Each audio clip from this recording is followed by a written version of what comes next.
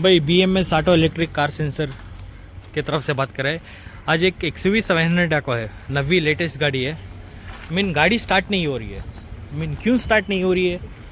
दूसरा आया लॉन्च सभी डाला, स्टार्ट नहीं हो रही है। नो, सिर्फ 20,000 चल को है गाड़ी।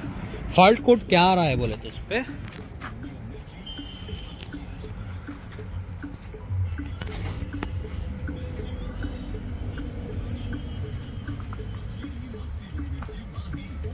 ये फॉल्ट कोड आ रहा है, करंट में आ रहा है। ओके, गाड़ी स्टार्ट ही नहीं हो रही है। नई गाड़ी है, हम एक्सटूल डाल दिए, लॉन्च डाल दिए, पूरा डाल दिए। क्या डाले तो गाड़ी स्टार्ट नहीं हुई। इसमें अभी क्या करना है बोले तो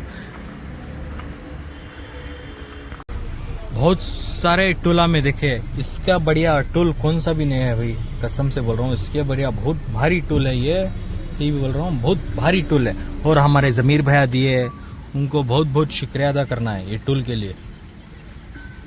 बहुत बहुत शुक्रिया अदा करना है ये टूल के लिए। बहुत सपोर्ट करे हमारे ज़मीर भाई भी, बहुत सपोर्ट किए, सब कुछ किए, उसके लिए बोल रहा हूँ मैं। और अभी ये DPF रीजनरेशन करना है, पूरा DPF पूरा रीजनरेशन हो गया है। गाड़ी सब कुछ स्टार्ट हो रहा है।